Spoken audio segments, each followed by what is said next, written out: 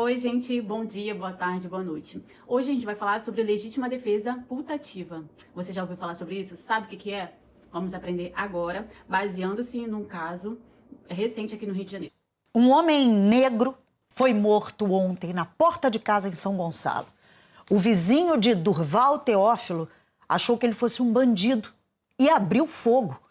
Quem atirou foi o militar da Marinha, Aurélio Bezerra, que vai responder por homicídio culposo, quando não há intenção de matar.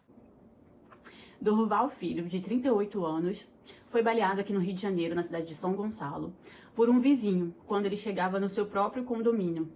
Durval chegava, estava procurando a chave para poder abrir o portão, não encontrou. Ele estava mexendo na mochila e se aproximava do portão.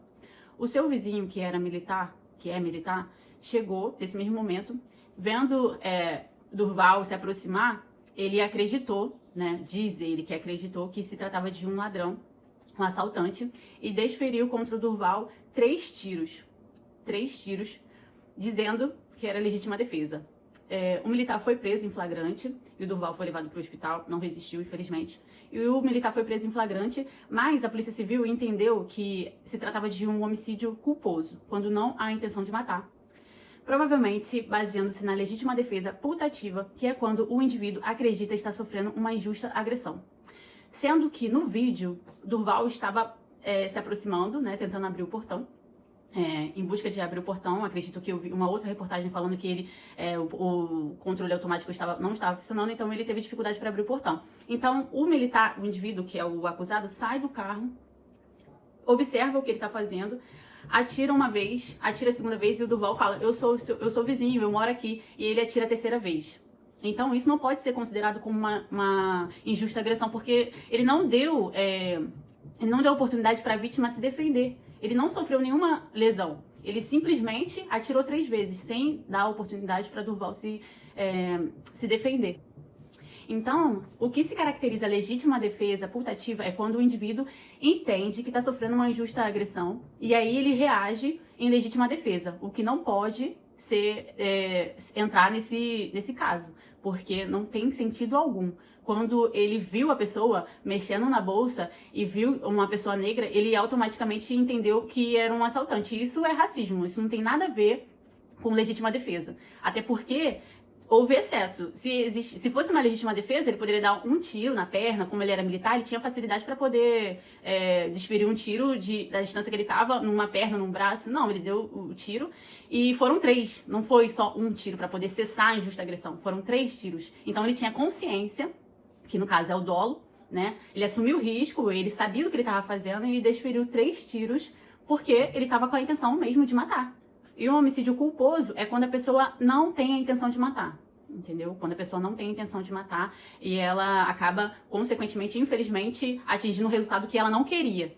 Talvez ela queria cessar a agressão, daria um tiro, daria até 2 tiros se a pessoa estivesse continuando se aproximando com uma faca, alguma coisa, para poder agredi-la. Mas esse caso não se enquadra nisso. Então, o que aconteceu? A Polícia Civil entendeu como homicídio culposo e indiciou ele, mas na audiência de custódia o Ministério Público pediu para poder mudar a prisão em flagrante para prisão preventiva e trocar a tipificação do crime e colocar o crime de homicídio culposo para homicídio doloso, quando há a intenção de matar. Então, ele tem, se ele for pronunciado, se o processo seguir e ele for pronunciado, ele vai a júri popular. E eu pergunto, no final desse vídeo, a vocês, até quando a gente vai ter nossos irmãos negros sendo massacrados pela sociedade por questões de racismo? Porque eu pego e penso, será que se fosse uma pessoa branca se aproximando naquele horário da noite, será que ele ia imaginar que era um assaltante? Será que se fosse uma pessoa que estivesse se aproximando de terno e gravata, será que ele ia imaginar que era um assaltante? Fica aí a questão. Por quê? Por que até hoje nossos irmãos negros são violentamente assassinados de uma forma tão brutal? E ao chegar na delegacia e ao registrar a ocorrência, ainda é considerado um crime culposo, banalizando, assim, a vida de uma pessoa que deixou uma mulher e uma filha de 6 anos. Apenas 38 anos o Durval tinha. É muito triste, é lamentável. Sem contar que nessa mesma semana a gente teve o caso do Moise, que é um refugiado do Congo, que veio morar aqui no Brasil desde 2014, que foi brutalmente espancado num quiosque na Barra da Tijuca. Não é impossível que ninguém tenha visto, que ninguém possa ter ido lá e ajudado, e chamado a polícia, e feito alguma coisa. As pessoas são muito omissas. É inacreditável, é triste, é desolador, é muito, muito, muito triste ver uma coisa dessa e a gente ficar se sentindo impotente, porque o que a gente pode fazer, né? Porque tá tão banalizado isso. Eu tenho conversado com pessoas e eu falei assim, sobre esse caso.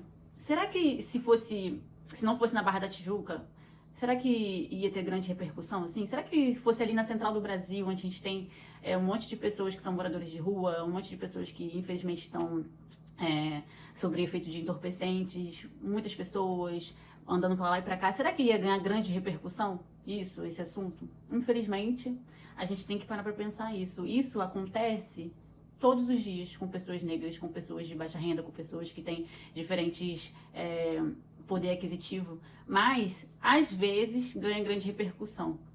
Talvez, se fosse em outro local, por exemplo, aqui em Nova Iguaçu, talvez não teria ganhado grande repercussão.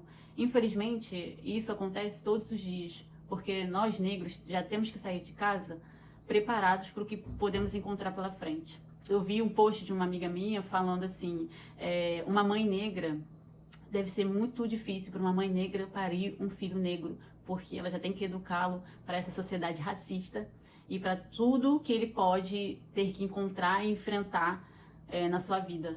Omissão, a pessoa ser agredida e ninguém poder socorrer. Será que se fosse um menino branco, será que as pessoas iam passar ali e ia deixar por isso mesmo? Não ia chamar a polícia, não ia ter um burburinho, não ia vir outras pessoas tentar socorrer antes dos agressores terminarem de deixar eles acordados? É um caso a se pensar.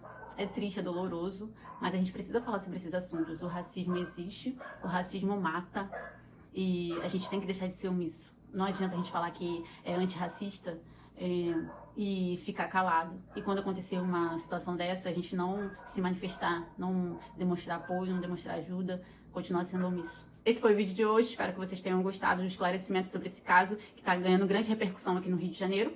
E eu vou trazer outras abordagens de novos casos que estão de repercussão, para que a gente possa analisar de uma forma mais técnica cada um desses casos. Se você gostou desse vídeo, continua seguindo aqui no Instagram, curte, comenta, compartilha, espalha para todo mundo. Muito obrigada por ficar até aqui o final do vídeo. Beijos, tchau!